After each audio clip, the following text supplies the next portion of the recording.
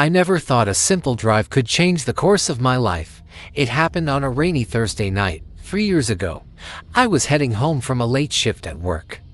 Exhausted but relieved to finally be done for the day. My commute usually took about 40 minutes, mostly along quiet country roads. That night, I was looking forward to getting home, showering, and collapsing into bed. The rain was relentless. My windshield wipers struggled to keep up, smearing the water more than clearing it. The streetlights cast a dull yellow glow on the slick pavement, and the air outside was thick with fog. It felt like the whole world had gone silent except for the hum of my car engine and the rhythmic swish of the wipers. About 20 minutes into the drive, I saw flashing construction signs ahead. The road I usually took was blocked off. Great, I muttered. I had no choice but to follow the detour signs. They led me down a narrow and marked road I'd never taken before. The asphalt looked cracked and neglected, with weeds growing through it. My GPS went haywire almost immediately. The little blue arrow just spun in place. No cell signal. My stomach tightened, but I told myself it was just a back road and that I'd reconnect with the main highway soon. The deeper I drove, the stranger it felt. The fog grew thicker, swallowing the beams of my headlights. The rain eased up, but the silence was worse. No other cars, no houses, no signs of life. Just wet, glistening asphalt stretching endlessly ahead. That's when I saw the first car. It was parked on the side of the road, facing the opposite direction. Its driver's side door was open, but there was no one inside. The hazard lights were flashing, casting a slow, eerie strobe across the fog. I slowed down as I passed, glancing into the empty vehicle. Something about it made my skin crawl, maybe the way the wipers were still moving. Even though the car was clearly abandoned, I drove on, trying to shake the knees. A mile later, I saw another car. This one had smashed into a tree. The front end was crumpled, the windshield shattered, and the airbag hung deflated over the steering wheel. No driver, no passengers, just silent wreckage. That's when it hit me. These weren't accidents that had just happened. These cars looked like they'd been here for days, maybe weeks. But if that was true, why hadn't they been towed away? I should have turned around right then, but I didn't. The road twisted and narrowed, the fog closing in until I could barely see more than a few feet ahead.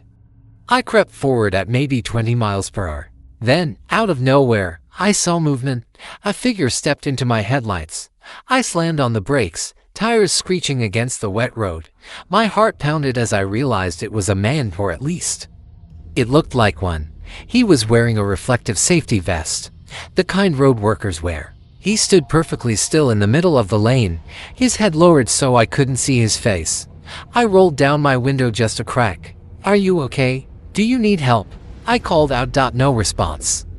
He didn't move, didn't speak, just stood there, his wet vest glistening under my headlights. Something inside me screamed to get out of there. I pressed the gas and swerved around him. In my rearview mirror, I saw him slowly turn his head to watch me drive away. That's when my headlights caught something that made my blood run cold. He had no face, just smooth, pale skin where features should have been. I sped up, my hands trembling on the steering wheel. The road ahead seemed to stretch endlessly, looping through the fog. I felt like I'd been driving forever, but my fuel gauge still read almost full. My watch said it was only 11:27 p.m., but it had been 11:27 for I don't even know how long. Then I saw the crash. It was my car. Same make, same model, same dent in the back bumper from a fender bender I'd had last year, crumpled against a tree. Windshield shattered, steam hissed from under the hood, and inside was me. Or someone who looked exactly like me, slumped over the wheel, blood trickling down my forehead. I couldn't breathe. My chest tightened, and my vision tunneled. I screamed, slammed the car into reverse, and floored it. The road behind me seemed different now, more twisted, like it was bending away from reality itself.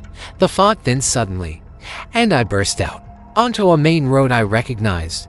Just like that, I was back in familiar territory. My watch jumped ahead to 1:12 a.m. I didn't stop driving until I was safely parked in my driveway.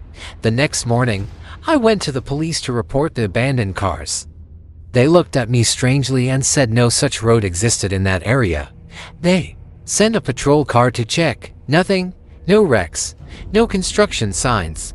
No Detour. But here's the thing. 2 days later, while scrolling through local news, I saw a headline about a fatal accident on a foggy back road.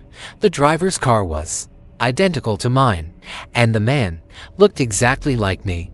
They said he died instantly on impact.